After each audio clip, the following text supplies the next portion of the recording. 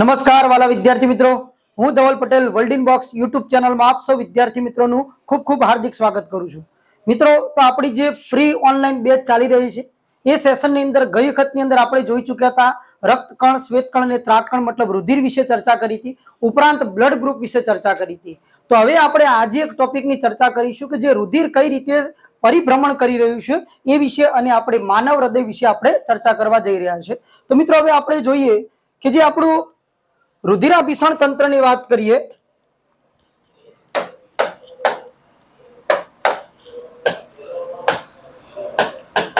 રુધિરાભિસરણ તંત્ર આજનો જે આપણો મુખ્ય ટોપિક છે ને એની અંદર આપણે અભ્યાસ કરીશું માનવ હૃદય. આ રુધિરાભિસરણ તંત્રની જે શોધ કોને કરી હતી? તો શોધ કરી હતી વિલિયમ હાર્વે નામના વૈજ્ઞાનિકે. વિલિયમ હાર્વે નામના વૈજ્ઞાનિકે બ્લડ સર્ક્યુલેશન સિસ્ટમની શોધ કરી ચૂકેલા છે. આ બ્લડ સર્ક્યુલેશન સિસ્ટમ છે બે પ્રકારનું જોવા મળે છે. તો પહેલું છે જેને આપણે કહીશું ખુલ્લું રુધિર પરિવહન તંત્ર. હવે ખુલ્લું રુધિર પરિવહન તંત્રનો મતલબ શું થાય?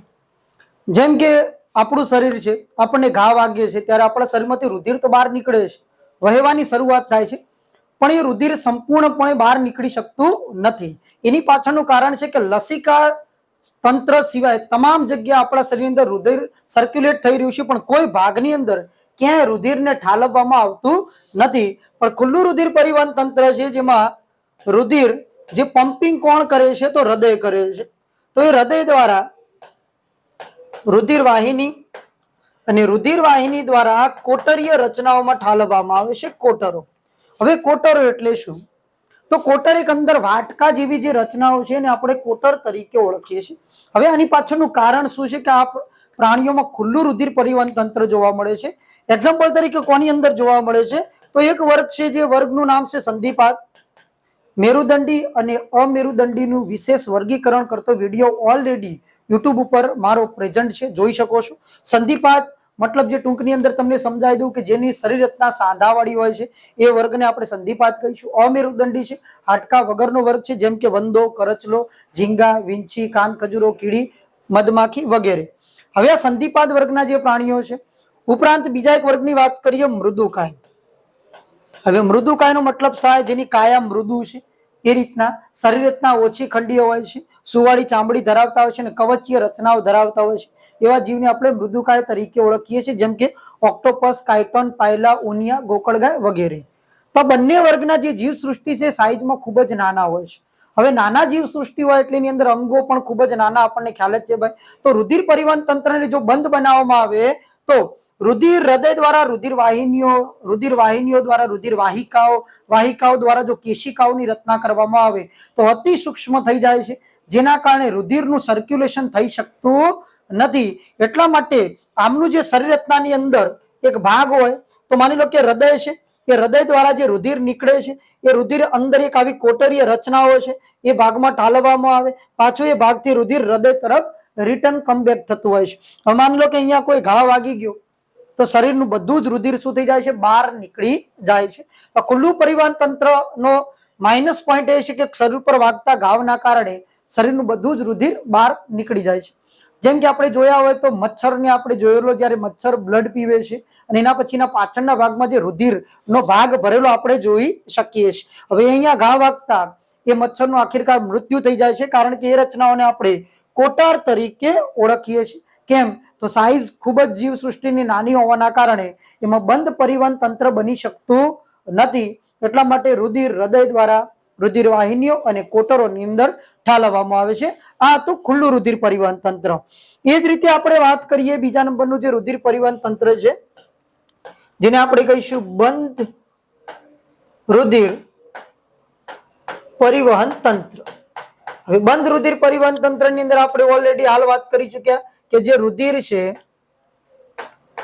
એ હૃદય દ્વારા રુધિર વાહિનીઓ નાની થતા વાહિકાઓ અને વાહિકાઓ ખૂબ નાની થતા કેશિકાઓ અને આ કેશિકાઓ ભેગી થઈને આગળ જતા ગુચ્છની રચના કરશે અને ગુચ્છ પાછું ફરીથી કેશિકા. જેમ કે આપણે વાત કરીએ હૃદય દ્વારા જે રુધિર લઈ જાય છે મહાધમની, મહાધમનીમાંથી ધમનીઓ, ધમનીઓમાંથી કેશિકાઓ, કેશિકાઓમાંથી ગુચ્છ, ગુચ્છ ફરીથી કેશિકાઓ, કેશિકાઓમાંથી શિરા, શિરાથી મહાશિરા અને મહાશિરાથી પાછું હૃદય. મતલબ કોઈ ભાગની અંદર ક્યાંય રુધિર ઠાલવવામાં આવતું નથી. આ એનો સૌથી મોટો પ્લસ પોઈન્ટ છે. પણ આ જીવસૃષ્ટિ સાઈઝમાં મોટી અને કદાવર જોવા મળતી હોય છે. પણ કેટલીક એવી જીવસૃષ્ટિ છે જેમ કે અમેરુદંડી હોવા છતાં પણ એની અંદર બંધ પરિવહન તંત્ર જોવા મળતું હોય. જેમ કે અમેરુદંડી સમુદાયનો નુપુરક વર્ગ. હવે નુપુરક વર્ગ એટલે જેની અંદર કઈ કઈ જીવસૃષ્ટિનો સમાવેશ થાય? તો અળસિયું, રેતી કીડો, જળો વગેરે જે જીવસૃષ્ટિ છે એ નુપુરક વર્ગની છે, પણ અમેરુદંડી છે ભાઈ. મેરુદંડીની અંદર જે જીવસૃષ્ટિઓ છે એ મેરુદંડીની અંદર જેમ કે આપણે 6 વર્ગની ચર્ચા કરેલી છે. ચુષ્મુખા અને બીજો એક વર્ગ છે મત્સ્ય. ચુષ્મુખા અને મત્સ્ય મુખ ચૂષક જેવું હોય છે, જડબા વિહીન છે. મત્સ્ય બંને દરિયાઈ જીવસૃષ્ટિ છે જેમના હૃદય છે તે 2 ખંડના બનેલા હોય. અને 2 ખંડ કયા હોય? ઉપરનો ભાગ હોય કર્ણક એટ્રિયમ અને નીચેનો ભાગ હોય ક્ષેપક, જેને વેન્ટ્રિકલ તરીકે ઓળખીએ છીએ. તો ચુષ્મુખા અને મત્સ્યના હૃદય 2 ખંડ ધરાવે છે જેને આપણે કર્ણક અને ક્ષેપક તરીકે ઓળખીએ છીએ. બીજા નંબરની જીવસૃષ્ટિની વાત કરીએ તો જેમ કે ઉભયજીવી એમ્ફિબિયન, દેડકો, સાલામંડર વગેરે. બીજા નંબરની વાત કરીએ એની અંદર ઉભયજીવી અને સરીસૃપ. સરીસૃપમાં મગર સિવાયની વાત કરું છું જેમના હૃદય 3 ખંડની અંદર વિભાજિત છે. 3 ખંડ એટલે ઉપરના 2 કર્ણક અને નીચેનું એક ક્ષેપક, એમ 3 ખંડની અંદર ઉભયજીવી સરીસૃપ પ્રશ્ન એ રીતના પણ પૂછાઈ શકે છે. જેમ કે દેડકાનું હૃદય કેટલા ખંડ ધરાવે છે, શાર્કનું હૃદય કેટલા ખંડ ધરાવે છે, સાપનું હૃદય કેટલા ખંડ ધરાવે છે, કાચબાનું હૃદય કેટલા ખંડ ધરાવે છે. પણ ભૂલથી પણ મગર સરીસૃપ છે, પણ જો મગરનું હૃદય કેટલા ખંડ ધરાવે છે તો ત્રીજા નંબરની વાત કરીએ મગર વિહગ, મતલબ જે ખગમાં વિચરતા હોય એ વિહગ પ્રાણીઓ, પક્ષીઓ જેને કહીએ, અને સસ્તન વર્ગના પ્રાણીઓ જેમના હૃદય 4 ખંડની અંદર વિભાજિત છે. 4 ખંડ એટલે ઉપરના 2 કર્ણક અને નીચેના 2 ક્ષેપકની અંદર વિભાજિત છે. તો આની અંદરથી બંધ પરિવહન તંત્રની અંદરથી પણ આ રીતના પ્રશ્નો બની શકે છે કે નીચેનામાંથી કોનું રુધિર પરિવહન તંત્ર ખુલ્લું છે કે બંધ છે. તદુપરાંત કોની અંદર કેટલા હૃદયની અંદર ખંડ વિભાજિત હોય છે. જેમ કે પ્રશ્ન પૂછાય કે વેલનું હૃદય કેટલા ખંડોનું વહેંચાયેલું છે? તો વેલ એ સસ્તન વર્ગનું પ્રાણી છે, તો 4 ખંડની અંદર. ડોલ્ફિન પણ સસ્તન વર્ગ છે, ચામાચીડિયું છે, ઉંદર છે, ખિસકોલી છે, મનુષ્ય છે, ગાય છે. એ જ રીતના પોર્પોઇઝ છે, સીલ છે વગેરે સસ્તન વર્ગના પ્રાણીઓ છે. પ્રશ્ન એ રીતનો પૂછાઈ શકે કે જળ ઘોડાનું હૃદય કેટલા ખંડોમાં વિભાજિત છે, અથવા જળ ઘોડો એ નીચેનામાંથી કયા વર્ગનું છે? હવે જળ ઘોડો શું છે આપણને કોઈ આઈડિયા જ નથી. તો આપણને કદાચ આવશે કે જળ ઘોડો એટલે પાણીમાં રહેતો હોય. તો ઘણા લોકોને એમ થાય સસ્તનની અંદર મૂકવું, ઉભયજીવીમાં મૂકવું, ચુષ્મુખામાં મૂકવું કે મત્સ્ય. તો યાદ રાખજો જળ ઘોડો એ મત્સ્ય છે. ઓકે, એ જ રીતના સસ્તન વર્ગની અંદર પણ આપણે વાત કરી શકીએ. જેમ કે વેલ માછલી પૂછાય કે ડોલ્ફિન, પણ એ બધા સસ્તન વર્ગની અંદર જોવા મળશે. ખાસ બાબતનું ધ્યાન રાખવાનું. તો કેટલાક લોકોને જો આ વર્ગની અંદર કોઈ પણ પ્રકારની તકલીફ છે કે અમેરુદંડી શું છે અને મેરુદંડી શું છે, તો ઓલરેડી યુટ્યુબ ઉપર તમે સર્ચ કરી શકો છો. આપણી જ વર્લ્ડિંગ બોક્સ યુટ્યુબ ચેનલની અંદર મેરુદંડી અને અમેરુદંડીનું સજીવોમાં વિવિધતા વાળો મારો વિડીયો ઓલરેડી પ્રેઝન્ટ છે, જોઈ શકો છો. ચલો તો હવે આગળ વાત કરીએ આપણે. અહીંયા બંધ પરિવહન તંત્ર પૈકી આપણે અગત્યના ટોપિક વિશે ચર્ચા કરવા જઈએ છીએ અને ટોપિક છે માનવ હૃદય. તો આપણે અહીંયા અભ્યાસ કરીશું માનવ હૃદય. તો માનવ હૃદયની પહેલી આપણે પ્રાથમિક બાબતોની ચર્ચા કરીએ.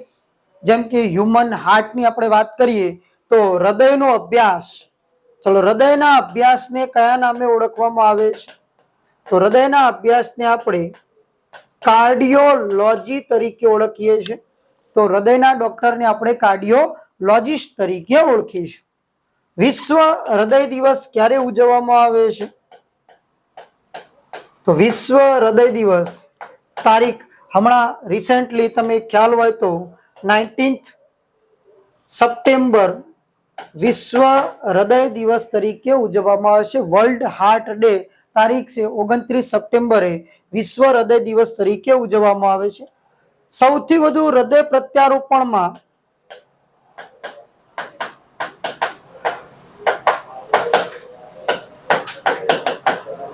સૌથી વધુ યોગદાન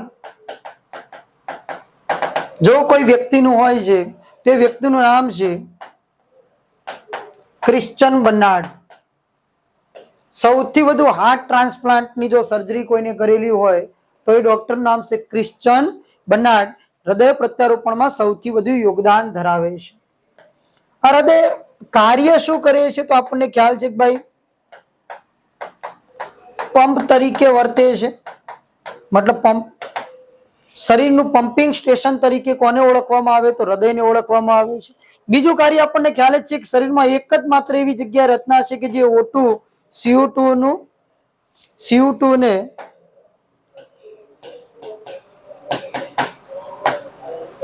રુધિરને અલગ પાડે છે.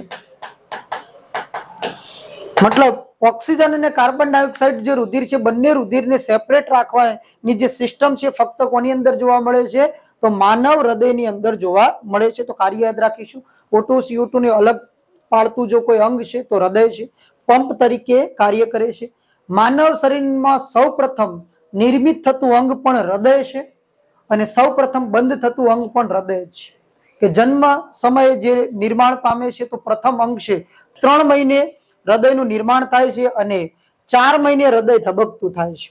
અને જ્યારે ડેડ બોડી શબ્દ આપણે વાપરીએ છીએ તો હૃદય બંધ થવાથી વ્યક્તિનું મૃત્યુ થાય એ નિશ્ચિત છે. આપણને ખ્યાલ છે ભાઈ. આજકાલ સૌથી વધુ આપણને ખ્યાલ છે કે હમણાંના સમયની અંદર માનવ હૃદય વિશે જે કાર્ડિયાક એરેસ્ટ તેમજ હાર્ટ એટેકના કિસ્સા સૌથી વધુ જોવા મળે છે.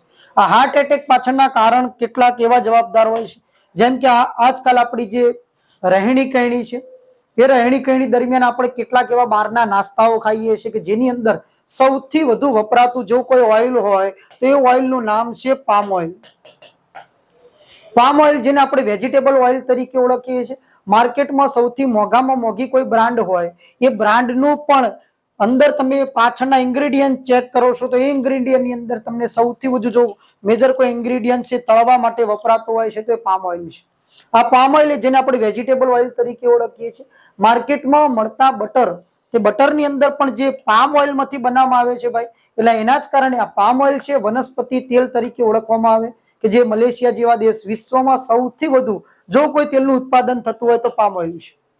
સસ્તું છે અને આપણા હાર્ટ માટે સૌથી વધુ મોર ડેન્જરસ જો કોઈ તેલ છે તો આ પામ ઓઇલ છે. એના જ કારણે આ બહારના નાસ્તાઓ જે પણ વધારે પડતા અથવા તો બહારની ખાણીપીણીના કારણે વ્યક્તિની અંદર બેડ કોલેસ્ટ્રોલની માત્રાઓ વધતી જાય છે જેને ખ્યાલ હોતો નથી. હવે બેડ કોલેસ્ટ્રોલ શું છે તો તમે જ્યારે પણ કોલેસ્ટ્રોલ રિપોર્ટ કરાવો છો તો એની અંદર HDL અને LDL.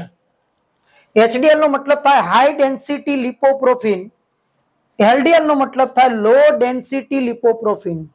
HDL છે ગુડ કોલેસ્ટ્રોલ છે, LDL છે બેડ કોલેસ્ટ્રોલ છે. HDL છે આપણા હાર્ટ માટે સૌથી અગત્યના કોલેસ્ટ્રોલ છે. એવું નથી કે ભાઈ કોલેસ્ટ્રોલ એ ખરાબ જ છે. કોલેસ્ટ્રોલ પણ શરીર માટે સારા છે, એ અગત્યના છે. આપણા લિપિડ છે એક પ્રકારના. તો હાર્ટ માટેના જો મજબૂત રાખવું હોય તો HDL ની માત્રાઓ સારી હોવી જોઈએ.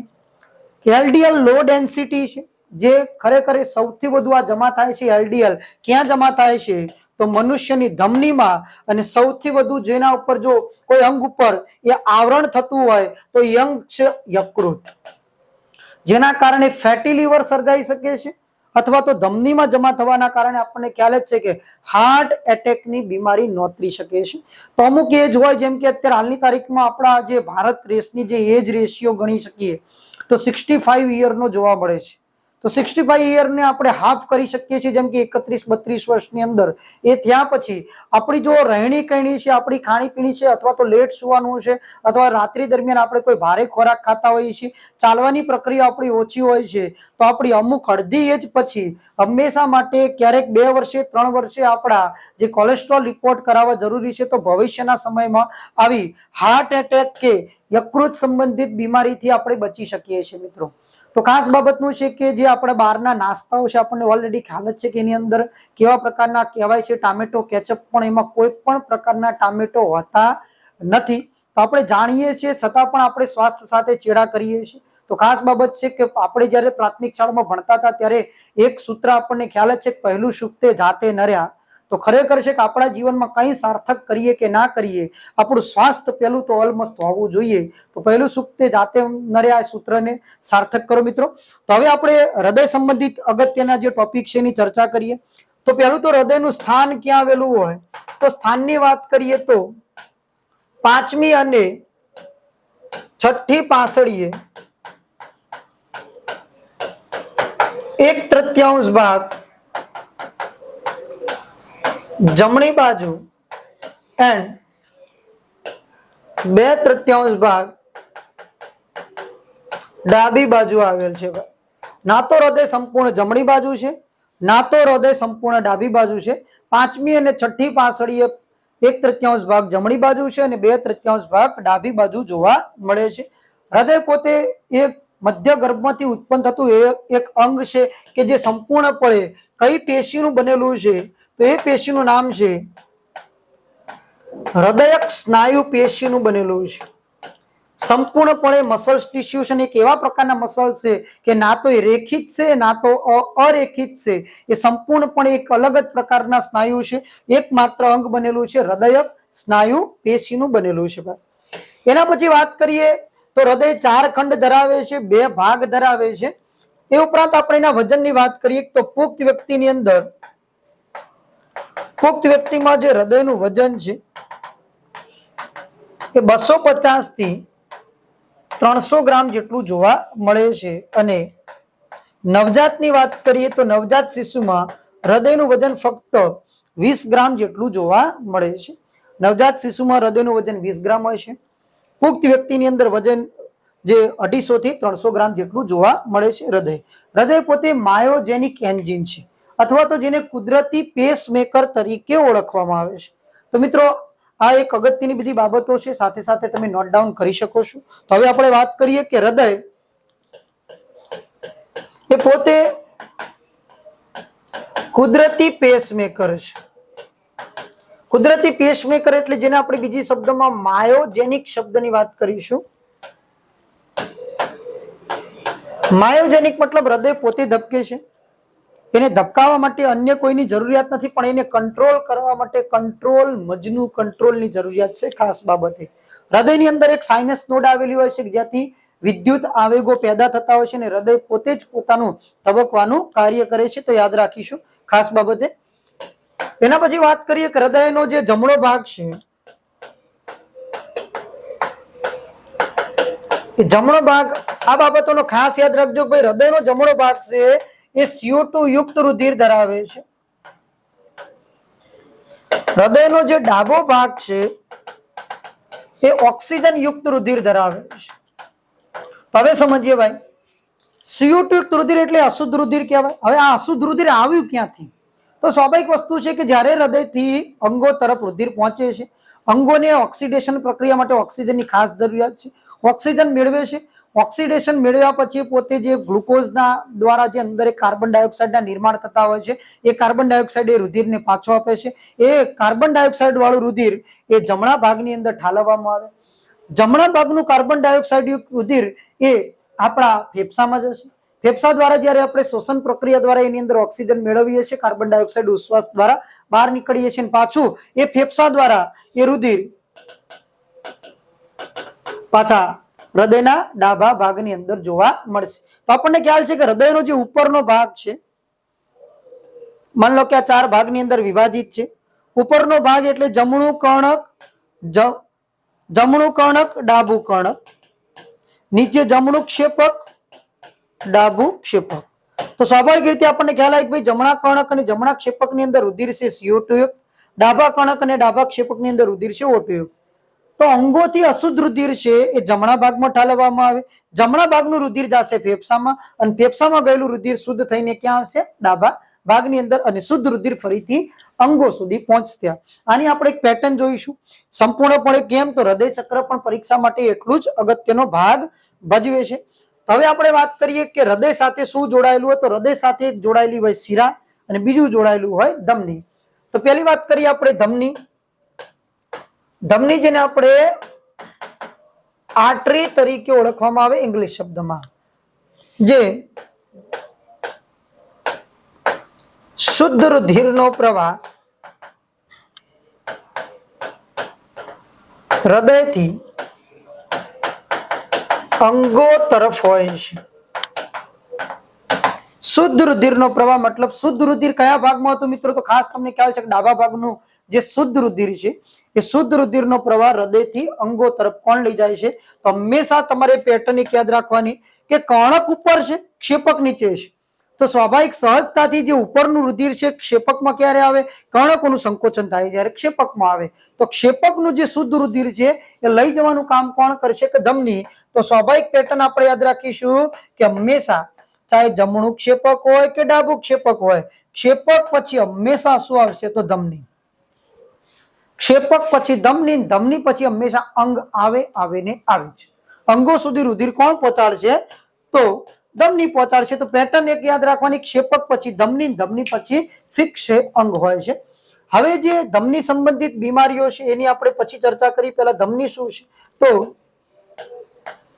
ધમનીમાં લામિનાર પ્રવાહ જોવા મળે છે। હવે મિત્રો લામિનાર પ્રવાહ એટલે શું? તો તમે કેટલાક આવા ફ્લોના પ્રકારના નામ સાંભળ્યા હોય તો turbulent flow, viscous flow, laminar flow. Okay, તો આ ફ્લો શું છે? માન લો કે કોઈ જગ્યાથી પાણી પડી રહ્યું છે, ના તો એ પાણી આજુબાજુ ફેલાઈ રહ્યું છે, ના તો એ પાણીમાં કોઈ પણ પ્રકારના બબલ્સ થઈ રહ્યા છે, કન્સિસ્ટન્સી એક જ ધારો પ્રવાહ, અને એ પ્રવાહ જોતા આપણને એવું લાગે છે કે કોઈ પાઇપની અંદર એ પ્રવાહ પડી રહ્યો છે, પણ જ્યારે આપણે એને સ્પર્શ કરીએ છીએ ત્યારે ખબર પડે છે કે આ એક ખાલી સીધો પ્રવાહ જ છે। આની અંદર કોઈ પણ પ્રકારનું પાણી કોઈ પાઇપમાં કે અથવા તો કોઈ બરફ સ્વરૂપે જોવા મળતું નથી। તો કન્સિસ્ટન્સી એક જ ધારો ગેપ વગરનો જે પ્રવાહ છે એ પ્રવાહને આપણે લામિનાર પ્રવાહ તરીકે ઓળખીએ છીએ। ધમનીઓ ઇલેસ્ટોમરના ઉદાહરણ છે। ઇલેસ્ટોમર એટલે શું મિત્રો? તો હવે જ્યારે પોલિમરની આપણે વાત કરીએ તો પોલિમરના આણ્વીય આંતર આણ્વીય બળ આધારિત 4 પ્રકારો આવે। પહેલું આવે ઇલેસ્ટોમર, બીજું આવે જેને આપણે રેસાઓ કહીએ, ત્રીજું આવે થર્મોસેટિંગ અને ચોથું આવે થર્મોપ્લાસ્ટિક।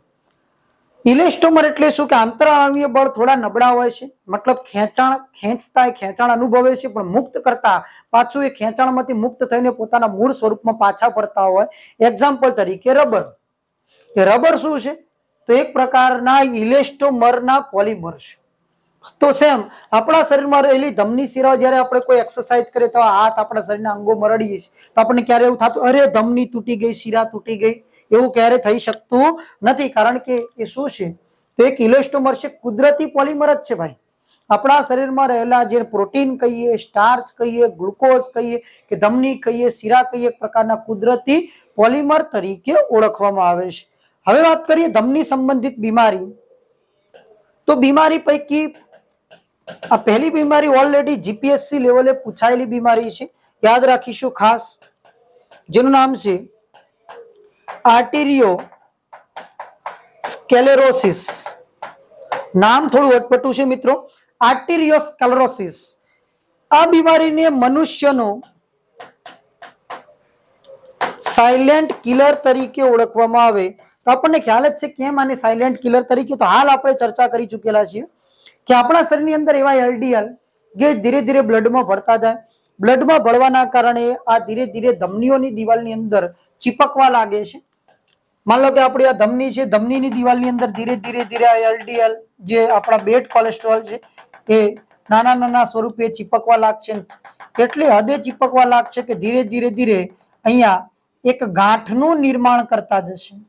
હવે આ ગાંઠ જો ત્યાં સ્થાયી છે તેને એલમ્બસ કહીશું, જો આ ગાંઠ ફરતી થઈ ગઈ બ્લડમાં તો એને થ્રોમ્બસ તરીકે ઓળખવામાં આવે। હવે શું થાય? તો આપણને સ્વાભાવિક રીતે ખબર છે કે આપણું હૃદય તો પ્રોપરલી વર્ક કરી રહ્યું છે, મજબૂત છે।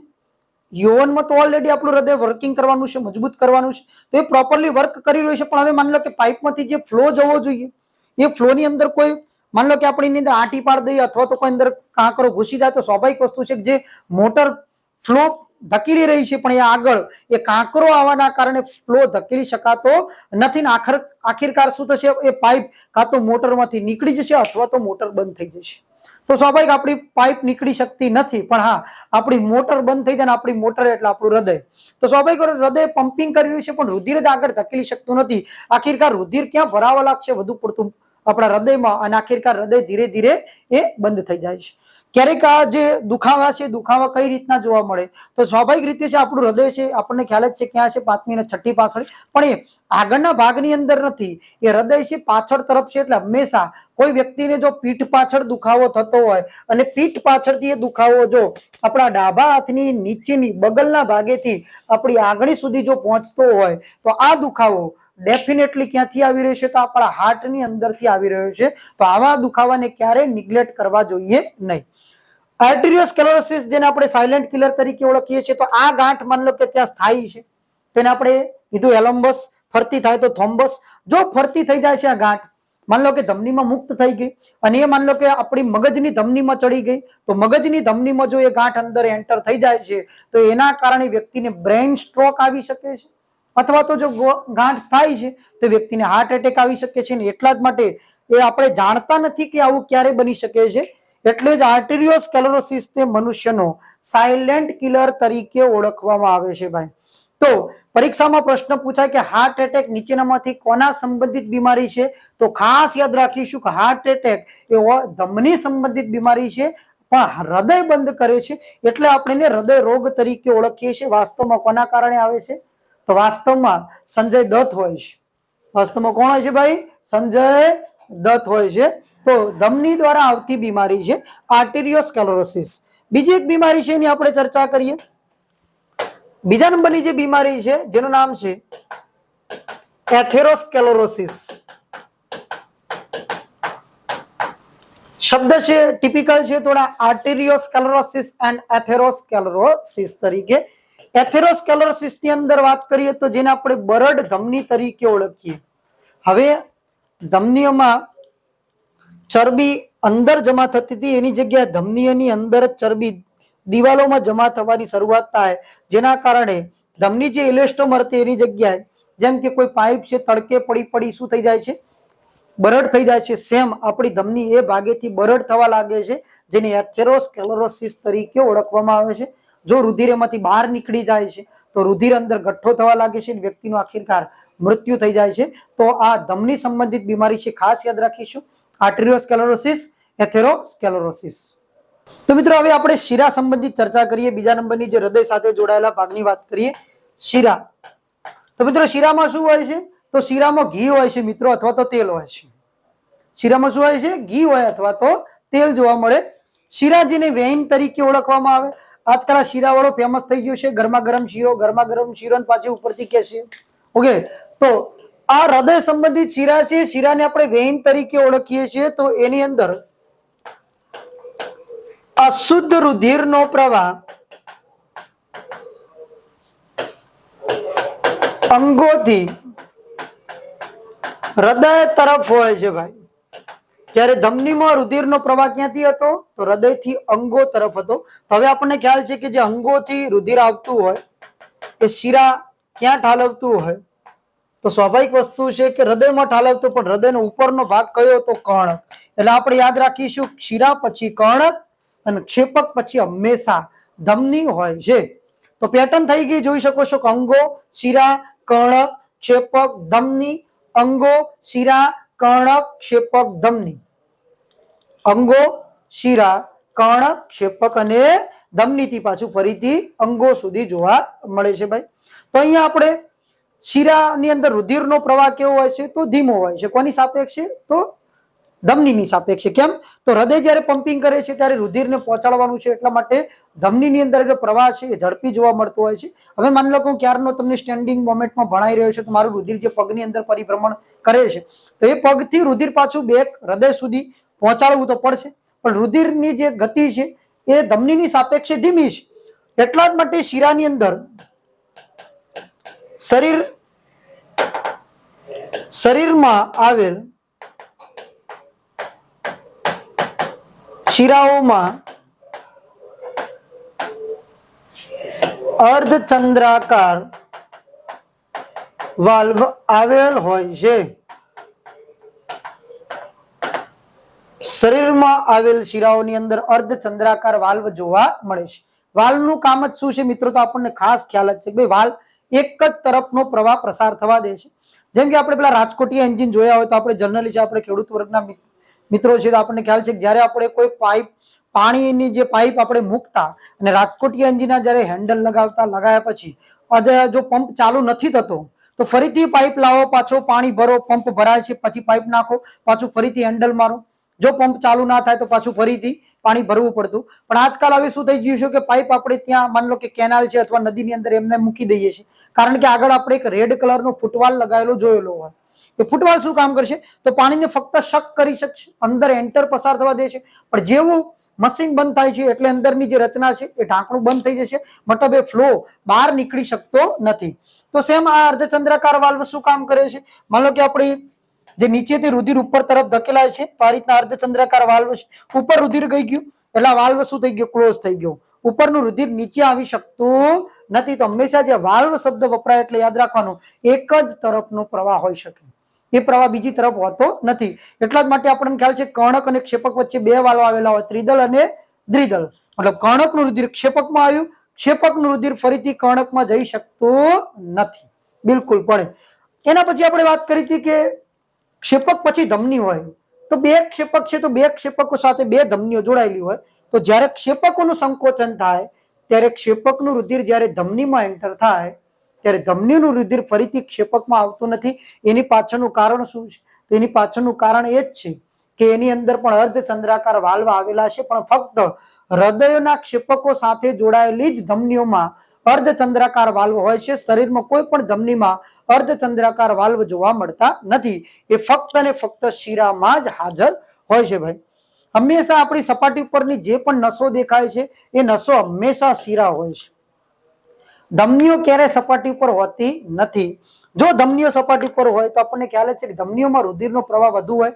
ધમની જો કટ થઈ જાય તો ઘણું બધું રુધિર શરીરનું બહાર નીકળી જાય છે. એટલા જ માટે ધમનીઓ અંદર હોય છે, શિરાઓ જ હંમેશા સપાટી પર જોવા મળે છે ભાઈ. તો અહીં આપણે એના સાથે હૃદય સાથે જે જોડાયેલી રચનાઓની ચર્ચા કરી ચૂક્યા. હવે આપણે પ્રોપરલી હૃદય ચક્રની ચર્ચા કરીએ. તો આપણને આઈસોર તમને ખ્યાલ આવી ગયો હોય કે ભાઈ જમણા ભાગમાં અશુદ્ધ રુધિર, ફરીથી હું તમને આખી એક પેટર્ન સમજાવી દઉં છું કે હૃદયના જે 4 ભાગ આપણે કરીએ છીએ, જમણો કર્ણક, ડાબુ કર્ણક, જમણું ક્ષેપક, ડાબુ ક્ષેપક. હવે આપણને ખ્યાલ છે ભાઈ જમણું 3 અક્ષર, તો હંમેશા યાદ રાખવાનો કે એના વચ્ચે ત્રિદલ વાલ્વ હોય. જમણું કેટલા અક્ષર? 3 અક્ષર, તો ત્રિદલ વાલ્વ, ટ્રાઇકસ્પિડ વાલ્વ. ડાબુ 2 અક્ષર, તો વચ્ચે દ્વિદલ વાલ્વ, મિટ્રલ વાલ્વ જોવા મળે. મિટ્રલ ઇંગ્લિશ શબ્દ છે, ટ્રાઇકસ્પિડ જે ઇંગ્લિશ વર્ડનો ઉપયોગ કરીએ છીએ ભાઈ આપણે.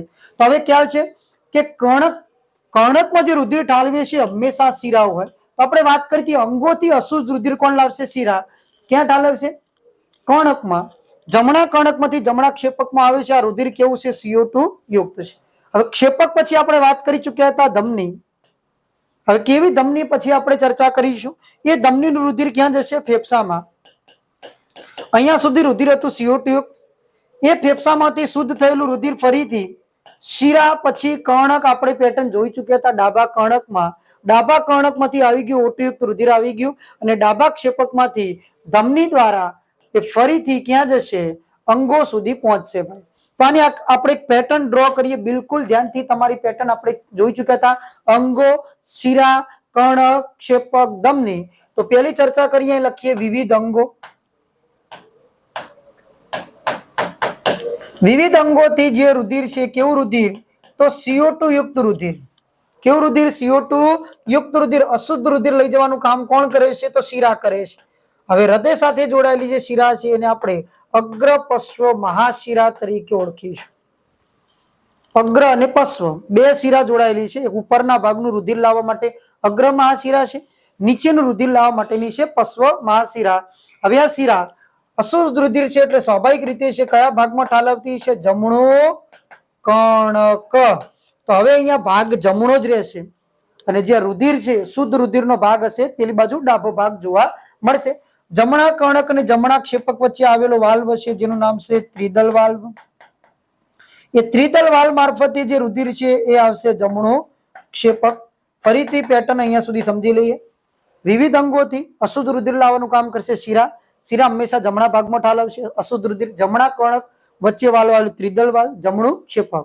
હવે ક્ષેપક પછી જે રુધિર લઈ જાય છે ધમની. આપણે પેટર્ન જોઈ છે કે ક્ષેપક પછી ધમની, પણ એ રુધિરને શુદ્ધ કરવા માટે ફેફસામાં લઈ જાય છે. હવે ફેફસા સાથે જે પણ ધમની કે શિરા જોડાયેલી છે એ ફુફ્ફુસીય તરીકે ઓળખવામાં આવે, જેને પલ્મોનરી શબ્દ આપણે ઉપયોગ કરીશું ઇંગ્લિશની અંદર. તો અહીંયા જે ધમની છે એ ધમની માટે આપણે શબ્દ વાપરીશું ફુફ્ફુસ ધમની. કઈ ધમની મિત્રો? ફુફ્ફુસ ધમની. આ ફુફ્ફુસ ધમની એ રુધિરને ક્યાં ઠાલવશે? તો ફેફસાની અંદર. અહીંયા સુધી રુધિર કેવું હતું? તો CO2 યુક્ત રુધિર હતું. કેવું રુધિર હતું? CO2 યુક્ત. હવે ફેફસામાં આરબીસી માંથી આ CO2 છૂટો પડશે, ઓક્સિજનને ગ્રહણ કરશે અને આપણે ઉશ્વાસની પ્રક્રિયા દ્વારા કાર્બન ડાયોક્સાઇડ બહાર ફેંકીશું. હવે ફેફસા દ્વારા આગળ ચાલીશું. અહીંયા હવે રુધિર આવી ગયું ઓક્સિજન યુક્ત, જે લઈ જવાનું કામ કરશે ફુફ્ફુસ શિરા. હવે તમારે ખાસ એક યાદ રાખવાનું છે કે આપણે કીધેલું ક્ષેપક પછી હંમેશા ધમની જ હોય, ફેફસા સાથે જોડાયેલી હોય, એટલે તમારે એની આગળ એક શબ્દ ઉમેરી દેવાનો, ફુફ્ફુસ શબ્દ. ફ અને ફ. ફેફસાની આગળ પાછળની ધમની શિરા હંમેશા ફુફ્ફુસીય છે, એટલું યાદ રાખીશું. હવે આ ફુફ્ફુસીય શિરા રુધિરને ક્યાં ઠાલવશે? તો સ્વાભાવિક રીતે છે કર્ણક. કયું કર્ણક? ડાબું કર્ણક. આ કેવું રુધિર છે? ઓક્સિજન યુક્ત રુધિર છે. તમને પેટર્ન છે, શિરા પછી કર્ણક જ આવવું જોઈએ. શિરા, કર્ણક, ક્ષેપક, ધમની, અંગો. શિરા, કર્ણક, કયો વાલ? દ્વિદલ વાલ. ચલો એના પછી ડાબુ ક્ષેપક, અને ડાબા ક્ષેપક દ્વારા અંગો સુધી જે રુધિર લઈ ગયું એ મહાધમની દ્વારા પાછું રુધિર ક્યાં પહોંચી ગયું? અંગો સુધી પહોંચી ગયું. આ હતું હૃદય ચક્ર. તો એક હૃદય ચક્રનો સમયગાળો કેટલો છે? એક હૃદય ચક્રનો જે સમયગાળો છે કેટલો છે? તો 0.8 સેકન્ડ છે. મતલબ એક ધબકારાનો સમયગાળો પૂછે કે હૃદયના એક ધબકારાનો સમયગાળો કેટલી સેકન્ડનો છે? તો 0.8 સેકન્ડ. કઈ રીતે? તો 1 મિનિટની સેકન્ડ 60 અને 1 મિનિટના ધબકારા કેટલા? 72. તો 60 ભાગ્યા 72 કરીશું, 0.8 સેકન્ડ. આવા પ્રશ્નો પરીક્ષામાં આવી ચૂકેલા છે કે રુધિરને હૃદયથી અંગો સુધી પહોંચતા મહત્તમ કેટલો સમય લાગે છે? તો 0.8 સેકન્ડમાં આપણું રુધિર છે એ હૃદયથી કોઈ પણ અંગ સુધી પહોંચી જાય છે ભાઈ. હવે આ જે હૃદયની અંદર 4 વાલ્વ આવેલા હોય, 4 વાલ્વ કયા કયા? તો આપણે ઓલરેડી ચર્ચા કરી ચૂક્યા. જમણું કર્ણક અને જમણા ક્ષેપક વચ્ચેનો ત્રિદલ વાલ્વ, ડાબુ કર્ણક અને ડાબા ક્ષેપક વચ્ચેનો દ્વિદલ વાલ્વ. બીજા વાલ્વ આલેતા જ્યારે ક્ષેપકનું રુધિર ધમનીઓમાં જાય એટલે ધમનીઓના છેડાના અર્ધચંદ્રાકાર વાલ્વ. જ્યારે ત્રિદલ અને દ્વિદલ વાલ્વ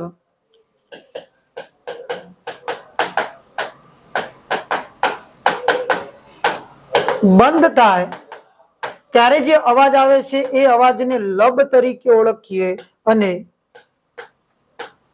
ધમનીઓના અર્ધચંદ્રાકાર વાલ્વ બંધ થાય ત્યારે જે અવાજ આવે છે ડબ અવાજ.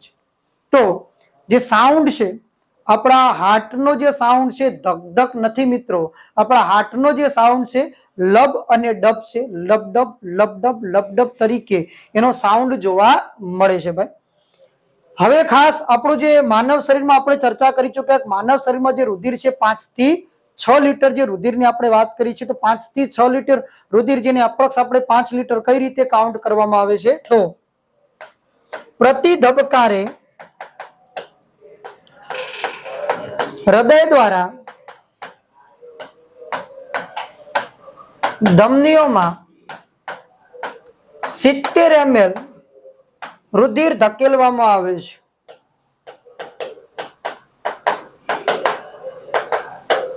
પ્રતિ ધબકારે હૃદય દ્વારા ધમનીઓમાં કેટલું રુધિર છે? તો 70 ml રુધિર ધકેલવામાં આવે છે. હવે સ્વાભાવિક રીતે છે પ્રતિ ધબકારે 70 ml, તો પ્રતિ મિનિટે કેટલું થયું? માટે પ્રતિ મિનિટે આપણે વાત કરીએ તો પ્રતિ મિનિટના ધબકારા છે 72 અને પ્રતિ ધબકારે 70, એટલે 5040 ml, એટલે થઈ ગયું 5 લીટર. તો પ્રતિ મિનિટનું જે રુધિરનું પરિભ્રમણ છે હૃદય દ્વારા કેટલું થાય છે? 5 લીટર થાય છે. માટે જ આપણે માનવ શરીરમાં જે રુધિર છે એ 5 લીટર ગણવામાં આવે છે ભાઈ. તો આ રીતે કાઉન્ટિંગ થયેલું છે હૃદય દ્વારા. તો આ હતી આપણી હૃદયની એક બેઝિક ઇન્ફોર્મેશન કે એની સાથે જોડાયેલી આપણે ધમની શિરા, ઉપરાંત હૃદય વિશેની જે અન્ય માહિતીઓ હતી કે ભાઈ કોને પ્રત્યારોપણ કર્યું, કેટલું વજન જોવા મળે, એનો અભ્યાસ, એનો કયો દિવસ ઉજવવામાં આવે છે. તો સૌથી આમાંથી પણ ઘણા બધા પ્રશ્નો પરીક્ષા લેવલે પૂછાઈ ચૂકેલા છે. હવે આપણે એની થોડી અગત્યની એક ચર્ચા કરીએ કે જે એના દ્વારા રુધિરનું જે દબાણ કેટલું જોવા મળે છે. તો તંદુરસ્ત વ્યક્તિના રુધિરનું જે દબાણ છે 120/80 mmHg. 120/80 mmHg. 120 અને 80 mm શું છે તો મિલીમીટર, Hg શું છે તો Hg એટલે પારો મર્ક્યુરી જેને કહીએ છીએ. અહીંયા 120 એટલે જેને આપણે અપર લિમિટ કહીએ છીએ. અપર લિમિટ એટલે જેને આપણે ઉચ્ચ ક્ષમતા તરીકે ઓળખીએ. 80 જેને આપણે લોઅર લિમિટ તરીકે ઓળખીએ, જેને આપણે નિમ્ન ક્ષમતા તરીકે ઓળખવામાં આવે.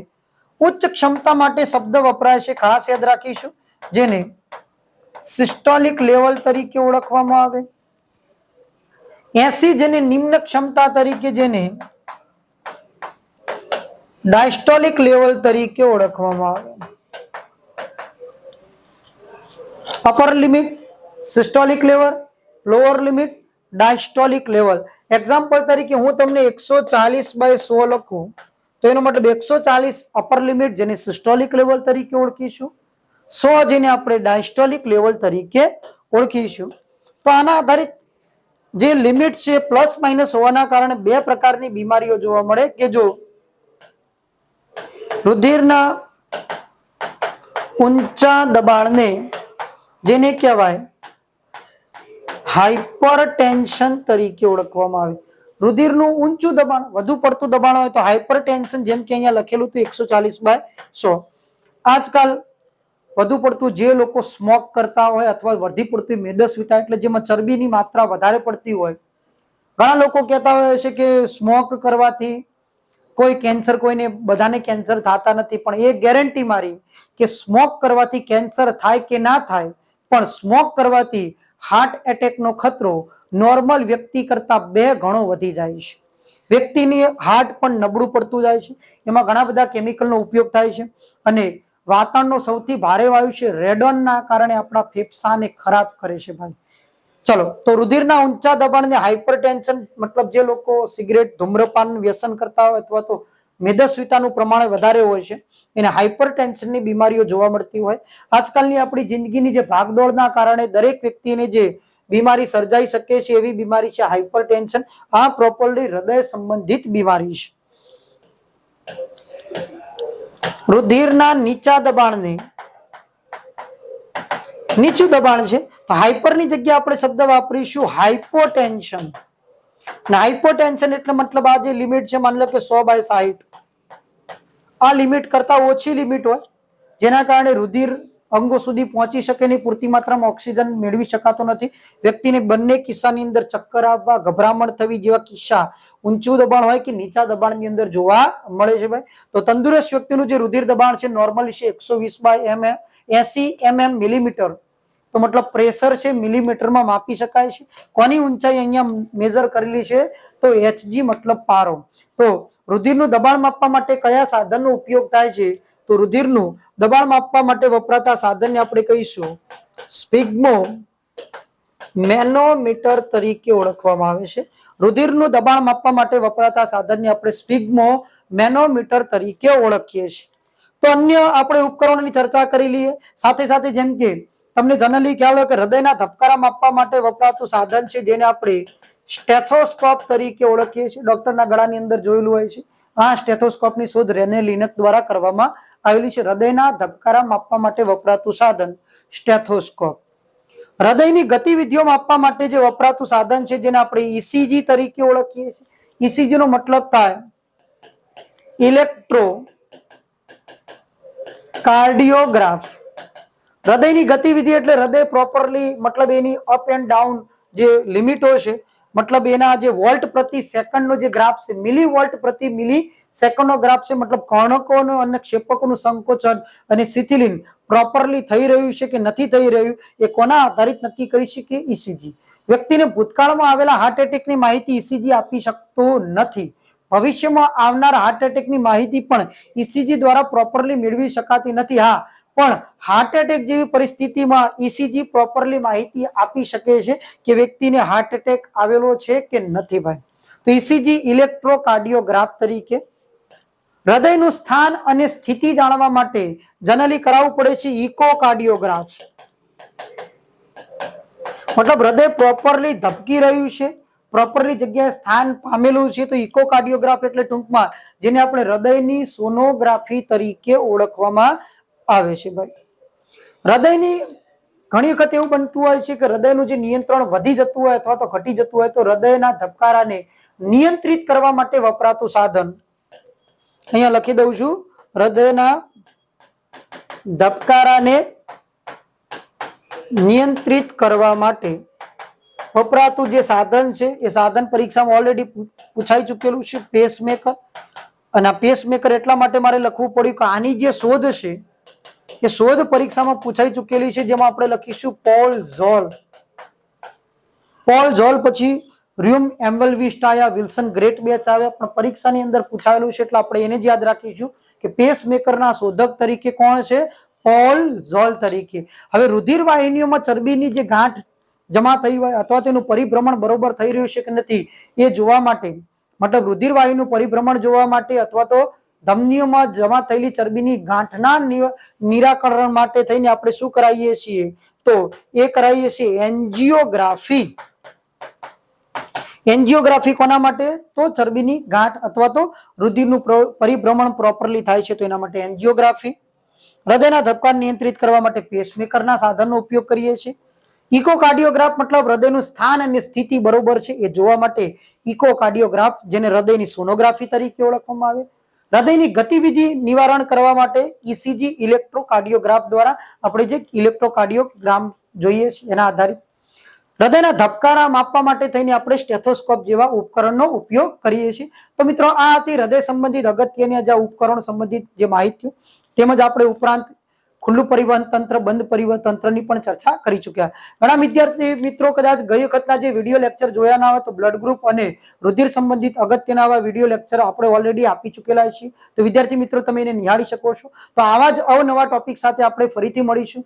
તો વિદ્યાર્થી મિત્રો રજા લઈએ. જય હિન્દ, વંદે માતરમ, હર હર મહાદેવ.